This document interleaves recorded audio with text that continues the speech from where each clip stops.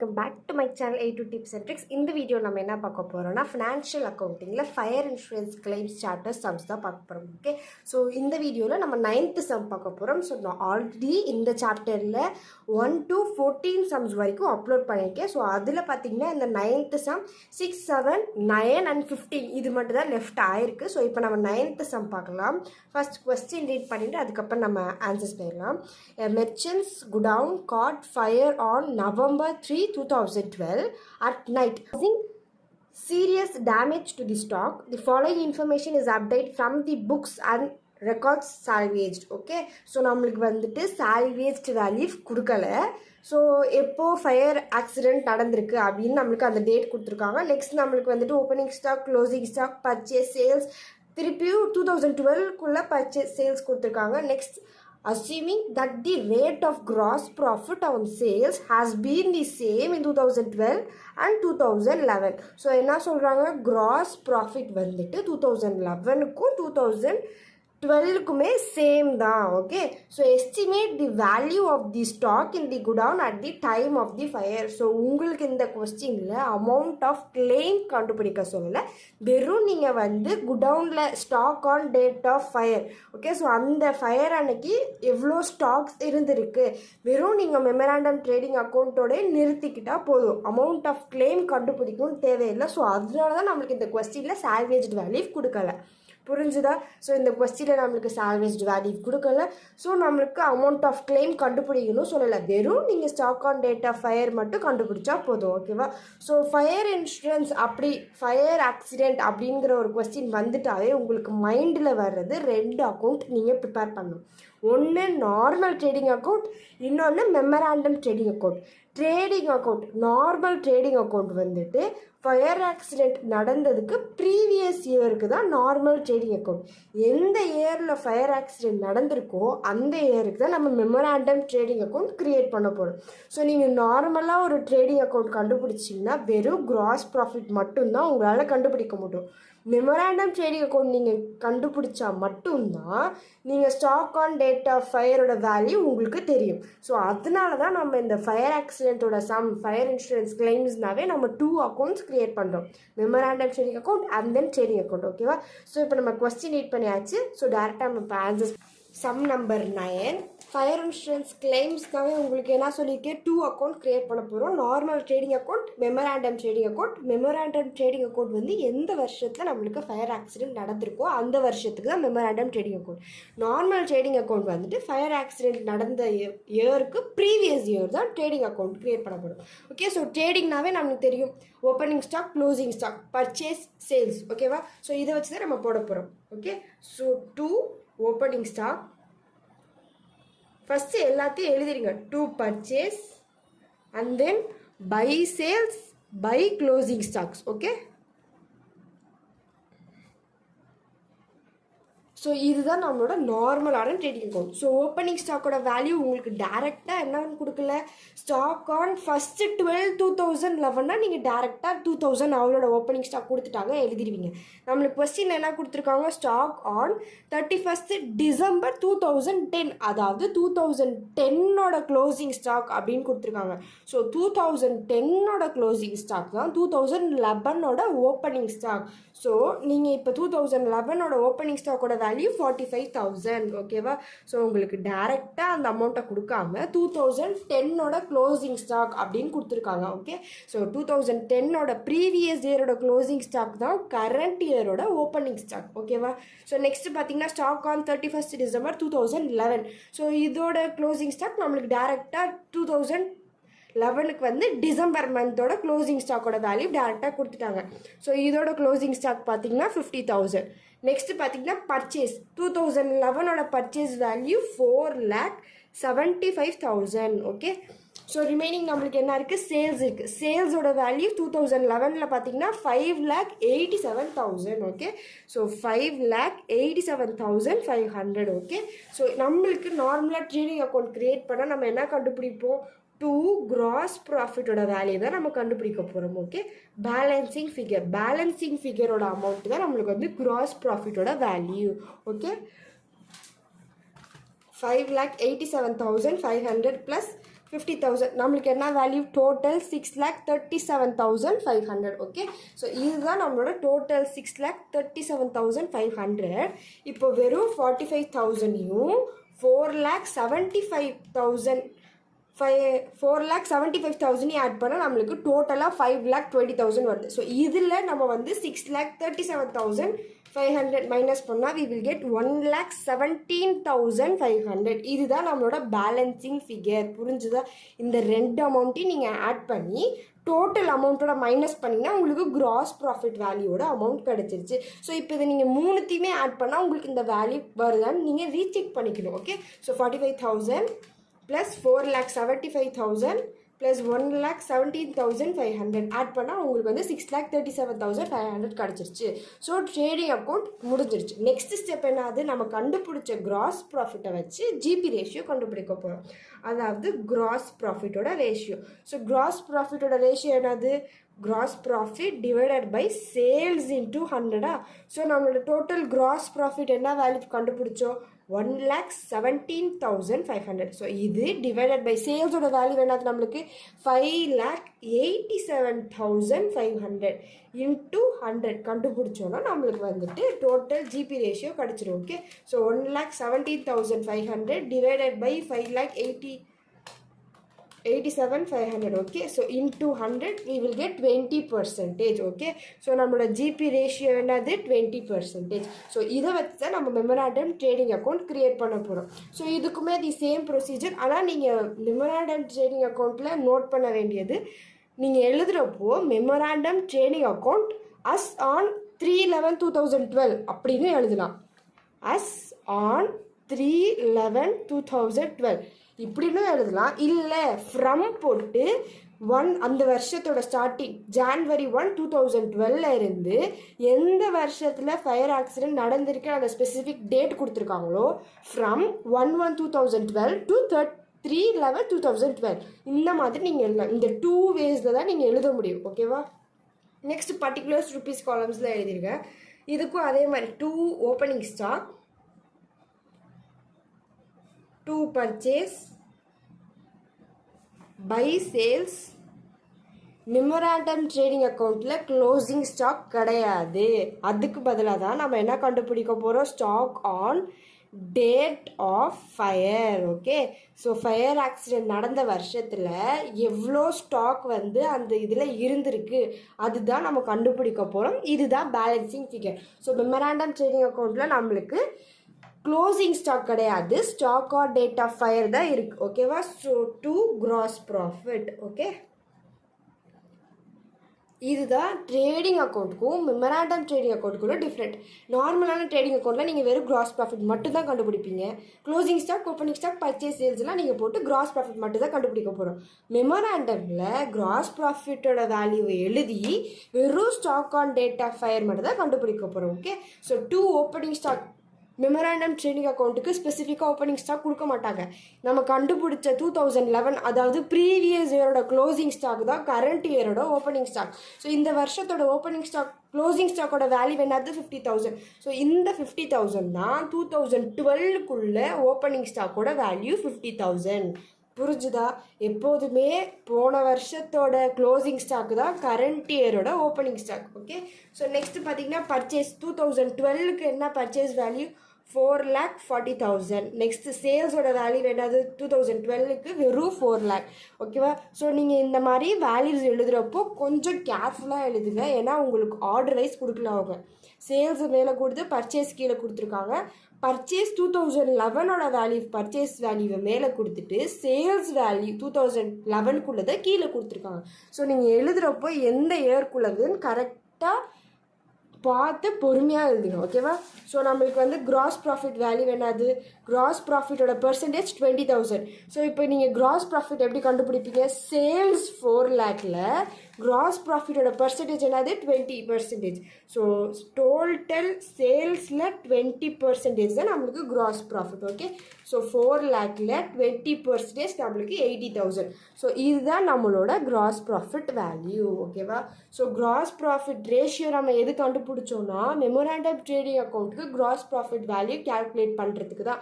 So இதை நீங்கள் எப்படி கண்டுபிடிப்பீங்கன்னா சேல்ஸ் இன்டூ ஜிபி ரேஷியோ. இதை நீங்கள் ஒன்று இந்த மாதிரி நீங்கள் மெமரியில் வச்சுக்கலாம், இல்லை நீங்கள் நோட் பண்ணி வச்சு கூட சம் போட்டுக்கலாம். ஓகேவா? ஸோ கிராஸ் ப்ராஃபிட் வேல்யூ எப்படி கண்டுபிடிச்சோம்? டோட்டல் சேல்ஸோட அமௌண்ட் 4 lakh. இந்த 4 lakhல நம்ம கண்டுபிடிச்ச ஜிபி ரேஷியோட வேல்யூ 20%. ஸோ 4 lakhல 20% we will get 80,000. ஸோ இப்போ நம்ம எல்லாத்தையும் ஆட் பண்ணிடலாம். 50,000ஓட 4,40,000 ப்ளஸ் நம்மளுக்கு வந்து 80,000 ஆட் பண்ணோம்னா we will get 5,70,000. Okay, so இதுதான் நம்ம வந்து ரைட் ஹேண்ட் சைட்லையும் எழுத போகிறோம். ஸோ 5,70,000 நம்மளோட சேல்ஸோட வேல்யூ என்ன கொடுத்துருக்காங்க 4 lakh. ஸோ இதில் 4 lakh மைனஸ் பண்ணோம்னா நம்மளுக்கு வந்துட்டு 1,70,000 தான் நம்மளோட stock on date of balancing figure.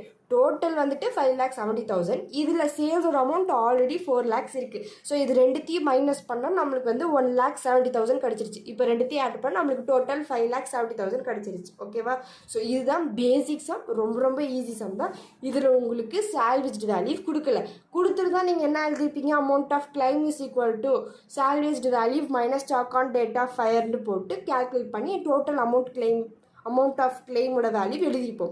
So இதில் நம்மளுக்கு சால்வேஜ் வேல்யூ கொடுக்கல, அமௌண்ட் ஆஃப் கிளைமோட இதுவுமே கண்டுபிடிங்க அப்படின்னு சொல்லி நம்மளுக்கு கொடுக்கல. ஸோ நார்மலாக நீங்கள் ஆஸ் யூஷுவல் கிரியேட் பண்ணுற trading account memorandum trading account. Next உங்களுக்கு ஸ்பெசிஃபிக்காக அவங்க சொன்னனால so therefore stock on date of fire is equal to rupees 1,70,000 இந்த மாதிரி ஸ்பெசிஃபிக்காக எடுத்து எழுதி இதை நீங்கள் ஒரு பாக்ஸ் போட்டு ஹைலைட் பண்ணி காமிச்சிருங்க. ஓகேவா? ஸோ நெக்ஸ்ட் நம்ம சம் நம்பர் 15 போயிடலாம். ஓகே, ஸோ நான் already trading account memorandum trading அக்கௌண்ட்டுன்னு சொல்லிட்டு எழுதி வச்சுருக்கேன். ஓகே, ஸோ நம்ம இப்போ டேரெக்டாக சம் ரீட் பண்ணிவிட்டு ஆன்சர்ஸ் போயிடலாம்.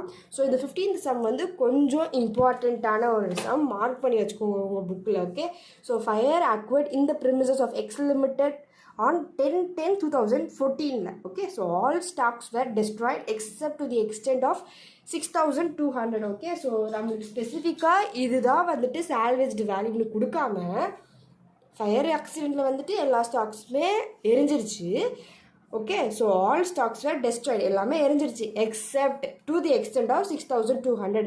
ஸோ இதுதான் இந்த கொஸ்டினில் கொடுத்துருக்க சால்வேஜ்டு வேல்யூ. புரிஞ்சுதா? உங்களுக்கு டேரெக்டாக கொடுக்காம கன்ஃபியூஸ் ஆகுற மாதிரி எல்லா ஸ்டாக்ஸுமே இருந்துச்சு எக்ஸப்ட் தி ஸ்டாக்ஸ். ஸோ இந்த தி ஸ்டாக்ஸ் தான் சால்வேஜ்டு வேல்யூ. ஓகேவா? From the following figures ascertain the loss suffered by the company. ஓகேவா? ஸோ நம்மளுக்கு டேரெக்டாக கொடுக்குற இன்ஃபர்மேஷன் தான் sales purchase less return, sales less return. இதுக்கு முன்னாடி நம்ம பார்த்த சம்லாம் என்ன கொடுத்துருப்பாங்க? வெறும் பர்ச்சேஸ் சேல்ஸ் கொடுத்துருப்பாங்க. ஸோ இதில் பார்த்தீங்கன்னா purchase less return, sales less return.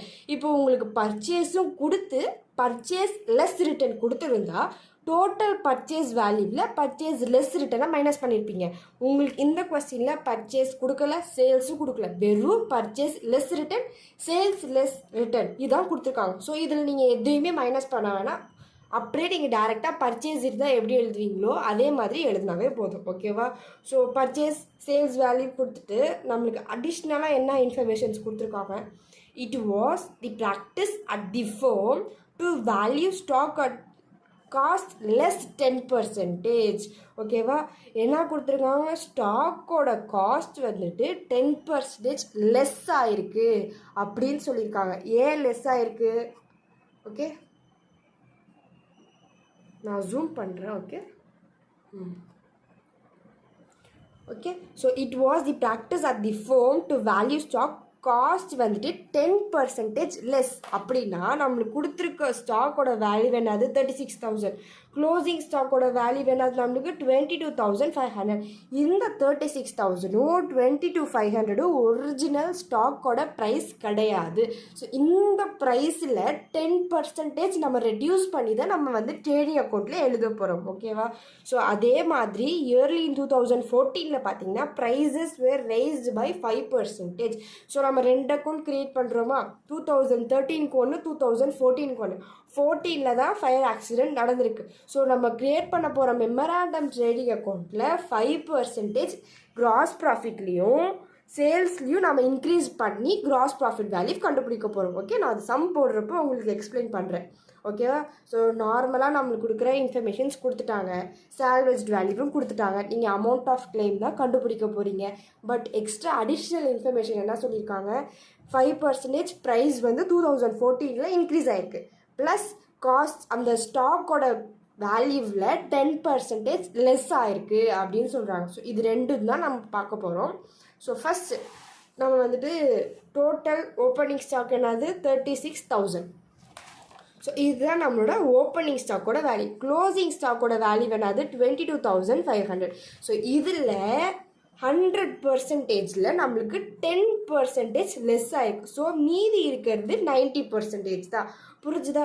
இந்த 90% நம்ம எப்படி எடுத்து போனால் 36,000 opening stock divided by 90 into 100. 90% நம்ம 90 into 100 கால்குலேட் பண்ணுறோம். ஸோ அதே மாதிரி தான் க்ளோசிங் ஸ்டாக்குக்கும் 10% லெஸ் ஆகிருக்கு. அப்படின்னா டோட்டல் 100%ல் 10% மைனஸ் பண்ணோம்னா நம்மளுக்கு 90%. ஸோ இந்த 90% நம்ம 22,500 into 90% கால்குலேட் பண்ணாமல், இந்த மாதிரி கால்குலேட் பண்ணாமல் நம்ம அதை எப்படி கால்குலேட் பண்ணுறோம், 22,500 into 90 டிவைடட் பை 100. புரிஞ்சுதா? ஸோ இதோட வேல்யூ தான் original opening stock and closing ஸ்டாக்கோட value. So 36,000 divided by 90 into 100 we will get 40,000. Okay, so calculate பண்ணுறப்பையும் நீங்கள் எப்படி கால்குலேட் பண்ணணும், இப்போ 22,500 டிவைடட் பை 90 into 100 நம்மளுக்கு வந்துட்டு 25,000. ஸோ இதுதான் நம்மளோட க்ளோசிங் ஸ்டாக்கோட வேல்யூ அண்ட் ஓப்பனிங் ஸ்டாக்கோட வேல்யூ. புரிஞ்சுதா? ஸோ இதை வச்சு தான் நம்ம ட்ரேடிங் அக்கௌண்ட் கிரியேட் பண்ண போகிறோம்.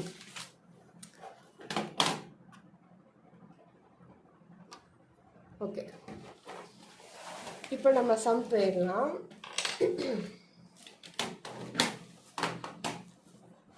ஸோ ட்ரேடிங் அக்கௌண்ட் நம்மளுக்கு என்னது 2 ஓப்பனிங் ஸ்டாக். ஸோ இந்த கொஸ்டினில் நம்மளுக்கு பர்ச்சேஸ் லெஸ் ரிட்டர்ன்னு ஸ்பெசிஃபிக்காக மென்ஷன் பண்ணியிருக்காங்க. ஸோ நீங்கள் வந்துட்டு பர்ச்சேஸ் லெஸ் ரிட்டர்ன் அப்படின்னு தான் எழுதணும். ஓகே, ஸோ நெக்ஸ்ட் பார்த்தீங்கன்னா by sales less return.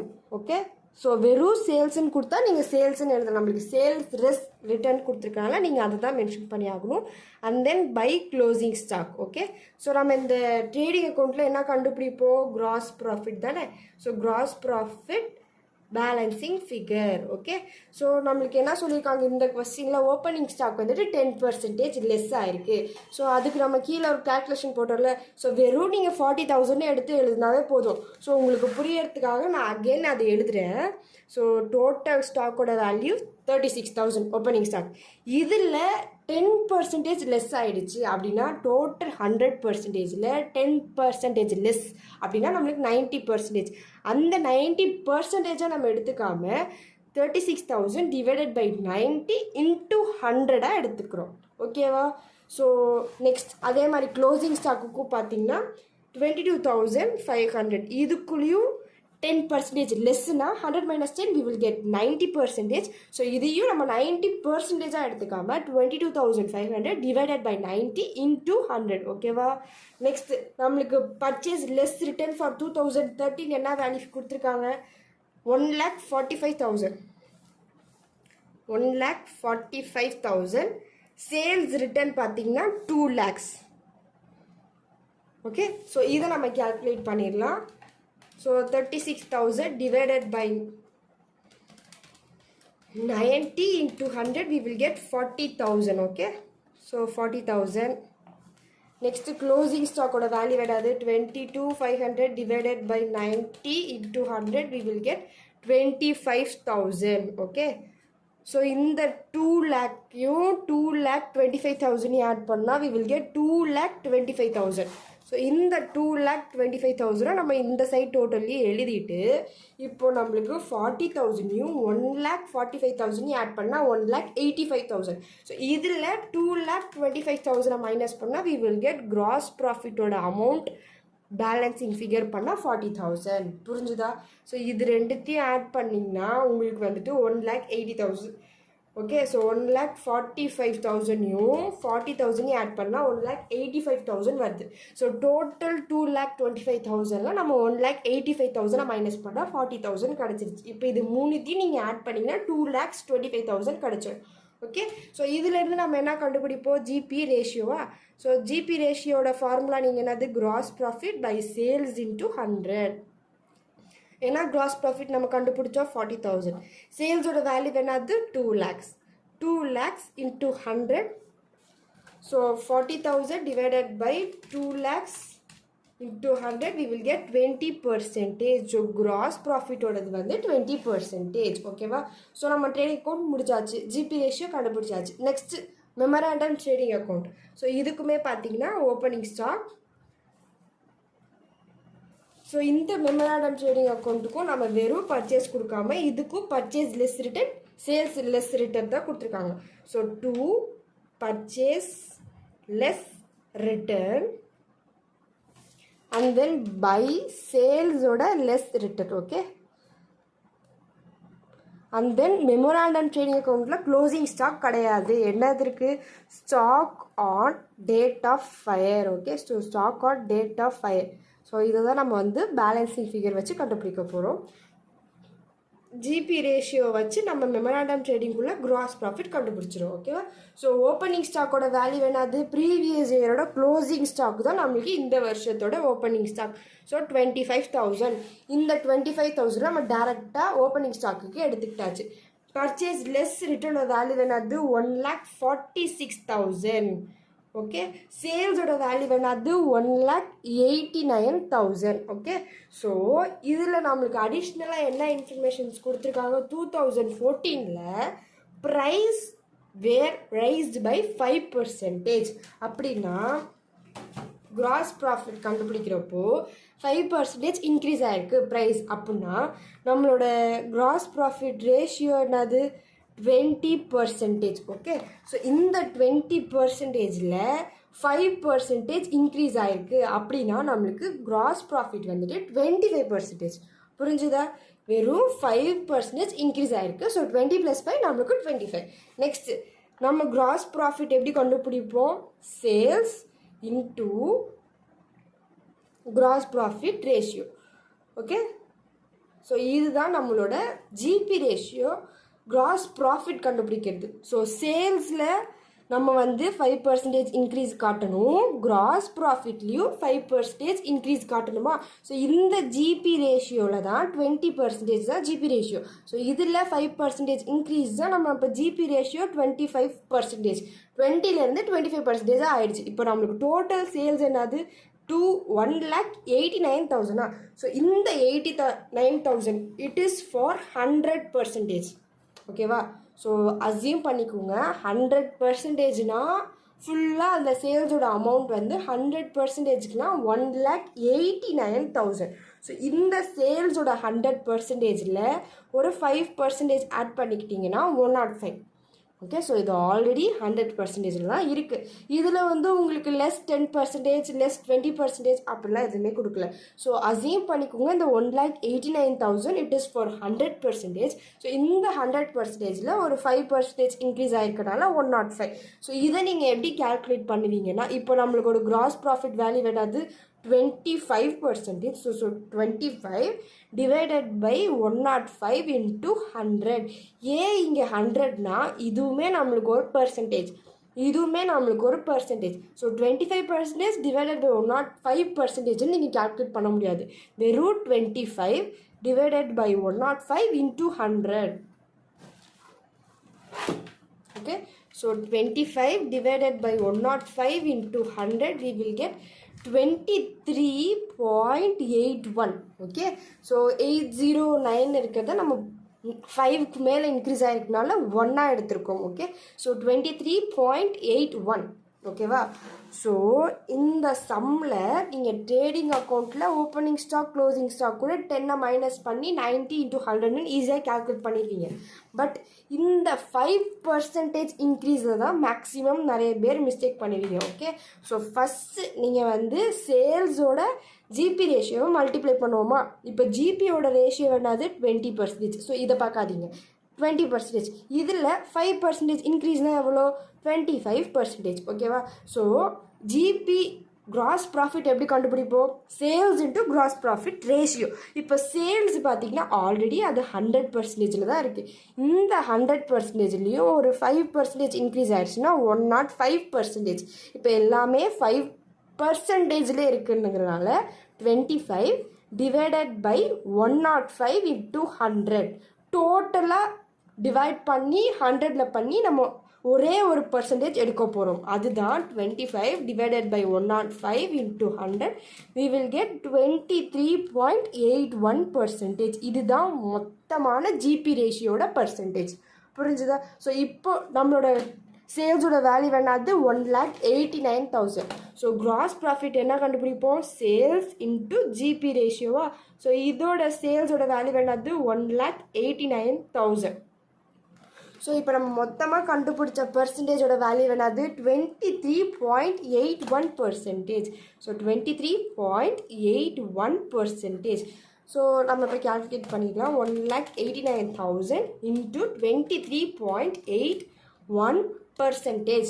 we will get 45,000.9 வந்திருக்கு. ஸோ இந்த பாயிண்ட்க்கு அப்புறம்லாம் நம்ம எதுவும் கேல்குலேட் பண்ணிக்க வேணாம், வெறும் நீங்கள் 45,000 மட்டும் எடுத்துக்கிட்டால் போதும். ஓகே, ஸோ ஏன் பாயிண்ட் இருக்குல்ல, அப்போ இதை ஒன்றா கன்வெர்ட் பண்ணிக்கலாமேன்னு கேட்டிங்கன்னா, நம்ம இப்போ ஃபார் எக்ஸாம்பிள் இப்போ இங்கே 25,000 இருக்குது. 25,000.00 0.9 இங்கே மேலே நம்ம பாயிண்ட் டிஜிட்ஸ் வந்துருச்சுன்னா இந்த பாயிண்ட்டை நம்ம எடுத்துருக்கலாம்.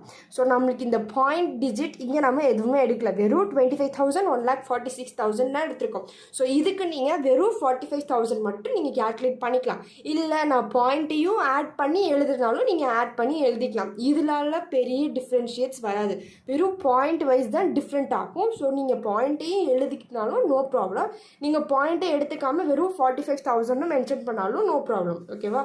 ஸோ இப்போ நம்மளுக்கு இந்த 25,000 + 1,46,000 + 45,000, we will get 2,60,000. Okay, so 2,16,000ல் 1,89,000 மைனஸ் பண்ணோம்னா we will get 27,000. ஸோ இதுதான் நம்மளோட stock on date of fire. புரிஞ்சுதா? 2 வேல்யூ மைனஸ் பண்ணோம், நம்மளுக்கு stock on date of fire கிடச்சிச்சு. இப்போது அமௌண்ட் ஆஃப் கிளைம் கண்டுபிடிக்க போகிறோம். அமௌண்ட் ஆஃப் கிளைமோட வேல்யூ என்னது? Stock on date of fire minus salvaged value. Okay, so stock on date of fire என்னது? நம்மளுக்கு 27,000 மைனஸ் சால்வேஜ்டு வேல்யூ கொஸ்டின்லேயே நம்மளுக்கு கொடுத்துருந்தாங்க. சால்வேஜ்டு வேல்யூ எவ்வளோ? 6,200 rupees. So 6,200. So 27,000 minus 6,200, we will get 20,800. ஓகேவா? So therefore amount of claim is equal to ₹20,800. Okay, so இதெல்லாம் நீங்கள் வந்து next பேஜில் ஒர்க்கிங் நோட்டுன்னு போட்டு கிளியராக எழுதிங்க. நான் உங்களுக்கு எக்ஸ்பிளைன் பண்ணுறதுனால தான் எல்லாத்தையுமே ஒரே பேஜில் சொல்லி எக்ஸ்பிளைன் பண்ணியிருக்கேன். நான் வந்து பேஜை திருப்பி எக்ஸ்பிளைன் பண்ணால் உங்களுக்கு கன்ஃபியூஸ் ஆகும் தான் நான் கீழேயே இந்த மாதிரி எக்ஸ்பிளைன் பண்ணிக்க. நீங்கள் எக்ஸாமில் சம் போடுறப்போ turn on your next page, put as working note and you need to do all this working note போட்டு தான் நீங்கள் சம் எக்ஸ்பிளைன் பண்ணணும். ஒர்க்கிங் நோட்டே போடாமல் எல்லாத்தையும் மைண்டில் வச்சு நீங்கள் போட்டிங்கன்னா ஆன்சர் எப்படி வந்துச்சு அதுக்குன்னே ஒர்க்கிங் நோட்ஸ்க்கே பாயிண்ட் அலாட் பண்ணியிருப்பாங்க. ஸோ நீங்கள் ஒர்க்கிங் நோட் போடாமல் வெறும் சம் போட்டிங்கன்னா அதுக்கு மார்க் கண்டிப்பாக 2 மார்க் இல்லைனா 1 மார்க் மைனஸ் பண்ணிடுவாங்க. ஓகேவா? ஸோ இந்த 2 சம்மில் ஏதாச்சும் டவுட்ஸ் இருந்துச்சுன்னா கமெண்ட் செக்ஷனில் கேளுங்க. இதே சாப்டரில் வேறு என்னென்ன சம்ஸ் வேணுனாலும் கமெண்ட் செக்ஷனில் கேளுங்க. ஓகே, ஸோ தேங்க்ஸ் ஃபார் வாட்சிங். Subscribe for more videos.